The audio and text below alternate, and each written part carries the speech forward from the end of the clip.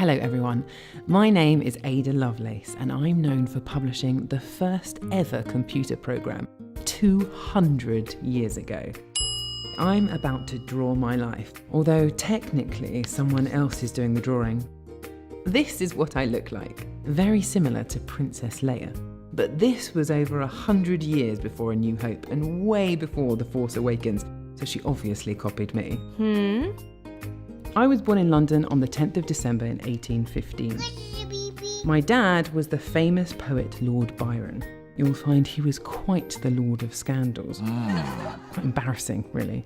Anyway, my parents separated soon after I was born, and sadly I never got to know him. My mother wasn't much good at all the parent stuff either, so I was mainly brought up by my gran and some nannies. Not those kind of nannies. I was pretty ill when I was young. I spent a whole year in bed because of the measles. A whole year. To pass the time, I studied new inventions and even dreamt up my own, designing boats and steam-powered flying machines. Maybe I was expressing my desire to escape the bed. Even though I wasn't that close to my mum, she still wanted me to have a good education. Worried that I might turn out like my notorious dad, she steered me away from poetry and towards mathematics, which I loved. One of my tutors said my maths problems were beyond the strength of a woman's physical power of application. 200 years later, does he have a day named after him? At 19, I married a man called William King and we had 3 children.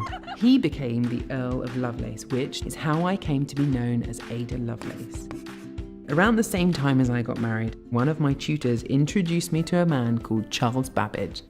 No, Babbage, not cabbage. Meeting Babbage changed my life. He was a mathematician and inventor. Together we started working on an invention called the analytical engine. Very funny. The analytical engine would have been much bigger than that. No, much bigger, and has since become recognised as the world's first computer. I was fascinated by the plans for the machine and studied it for days on end. It was designed to perform any calculation you gave it, and just like computers nowadays, had a memory, storage, and even a printer. I knew the computer had incredible potential, so made some notes predicting it would be able to manipulate symbols rather than just numbers. I wrote instructions that would get the computer to calculate a set of numbers called Bernoulli numbers. People often call these instructions the first algorithm, rules or processes to be followed by the first computer. And that's why lots of people say I was the first computer programmer. Sadly, I became ill and passed away at just 36 years old.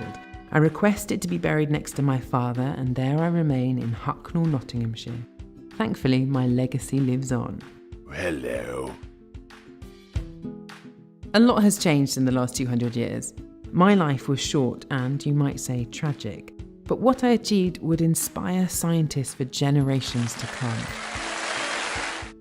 Things have got a bit better for women since, but it's still harder to get noticed in the sciences than it is for the likes of Babbage.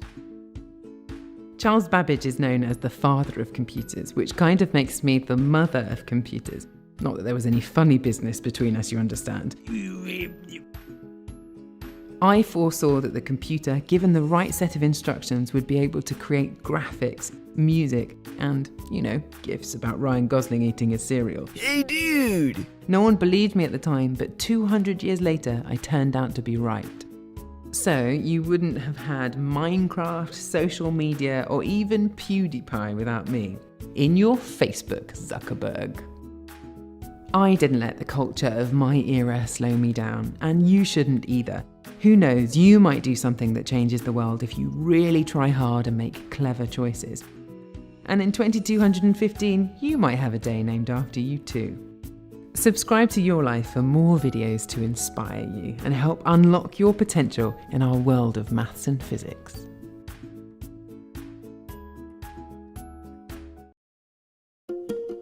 I think it's really important for girls to study computer science. I think for a long time, the world thought that some things were for boys and some things were for girls, and everyone understands now that boys and girls can have equal opportunity.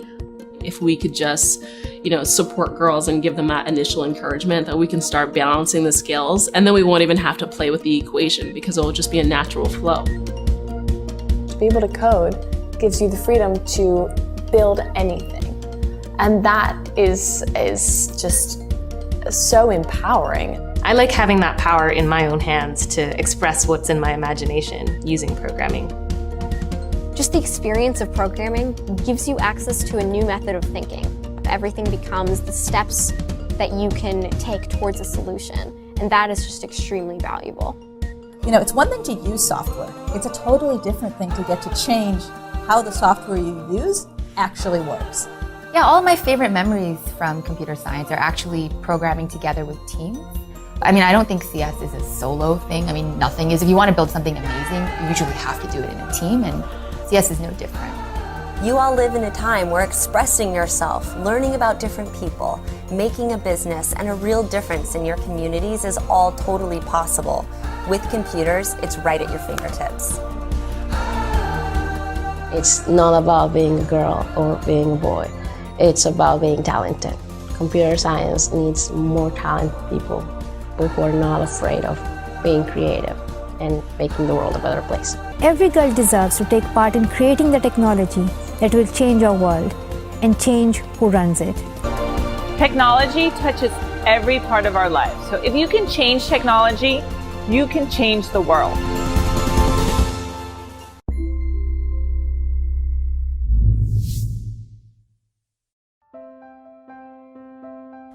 Little Ada was born in December 1815 in London. Her father, Lord Byron, was a widely acclaimed poet, but he also liked to play the field.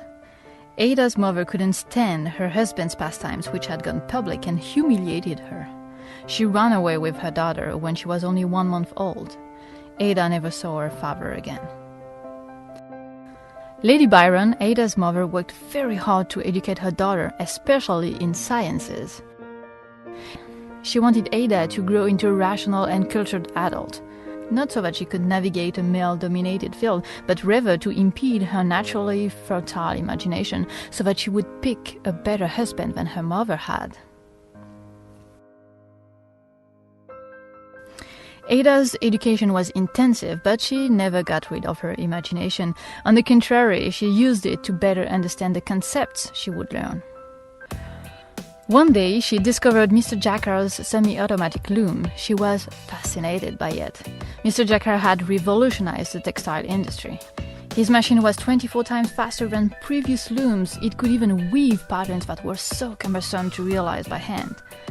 What fascinated her most was that the machine used punch cards. The way it worked was using a layer of needles tied to some thread. When a card would reach it, only the needles that faced a hole would come down and weave thread into the fabric. Ada didn't care much about fabric, but she thought that the punch cards were genius. She was already picturing all that could be done with them. When she was 17, her mother sent her to a lot of high society parties so that she could find a husband. She was old enough for it. But really, Ada wanted to meet the scientists of her time. She was so eager to learn from them. At one of those parties, she met a 42-year-old man named Charles Babbage. He was the archetype of the mad scientist, an eccentric man with an enthusiasm that never wavered. He had invented the difference engine, a sort of mechanical calculator specialized in polynomials. Babbage was fascinated by Jacquard's loom as well, and he wanted to use punch cards to create a new machine, the analytical engine, which is the ancestor of our computers. Nobody could have foreseen it at the time, but his machine was a brilliant invention. His and Ada's shared passions for punch cards and mathematics led them to become true friends. At 19 years old, Ada met William Lovelace. It wasn't love at first sight, but he was okay and he accepted that she was smarter than he was. They got married and had 3 children. From then on, Ada Byron would be known as Ada Lovelace. Once she was done fulfilling her maternal obligations, she did all she could to get back to what she truly loved, mathematics. She got a tutor, Augustus de Morgan, in order to deepen her understanding of mathematics. She would never know it, but Augustus wasn't too keen to teach her at first because the foundations of mathematics and sciences were not meant for women to learn. Although this was a widely shared opinion at the time, Ada's mother and husband managed to convince him to make an exception and teach her anyway. Menabrea, an Italian mathematician, published an article about the analytical engine that Charles Babbage was trying to make. Ada decided to translate it to English and add extra notes so that Babbage's work would be known in England. She also hoped that this might help her warm her way into the intellectual circle she loved and free her from the housewife life. Ada thought that the notes she added helped better explain how the analytical engine worked. They would take the reader through it, step by step. Well, a reader that knew quite a lot about mathematics anyway. She worked on that manuscript relentlessly. She anticipated the future possibilities for this type of engine. She even thought that it would allow for music to be recorded and played once again. Nowadays, it seemed that her vision and understanding of the engine exceeded even that of Babbage. He had become the technician of his engine and she, the brains behind it. Babbage suggested she would sign the manuscript with her whole name. She hadn't thought about it. She thought it was a very bold idea, but accepted to sign it with her initials, hoping to be read and judged for her work, free from judgment regarding her gender. That didn't really work. Her manuscript didn't incite much interest at all. She wasn't given much credit even though the math was known to be good. The whole theory she developed never got tested with Babbage's engine. It was too costly and required the making of 20,000 gears. It was too early then for this scale of engineering. Ada fell sick. Her illness lasted for years. The only medicine that managed to relieve her pain was opium. She had uterus cancer that got the best of her at 36 years old. Per her request, she was buried next to her father. They were separated during life, but will spend eternity together. Future inventions would be more grateful for Ada's work. One of her notes, the G note, ended up being the ancestor of a computer program, what makes her the first programmer ever. Hello guys, thank you for watching. Also a big thank you to Viviane right here. She did all the research and the voiceover for this video. Can you tell us about your channel? Yes, my channel is called Syllabus and we talk about science, we make experiments and we are trying to have fun doing it. The channel is in French, but it is very easy to understand. Everything is subtitled. So come check it out and maybe you'll like it. Her father was one of Britain's greatest poets, but her mother, hoping to steer her away from those dangerous poetic tendencies, made sure she received tutoring in math and music, and it worked. Today, Ada Lovelace is considered by many to be the first author of a computer program, despite living a century before the invention of the modern computer. As long ago as the 1840s, Lovelace envisioned machines that could manipulate symbols instead of just numbers.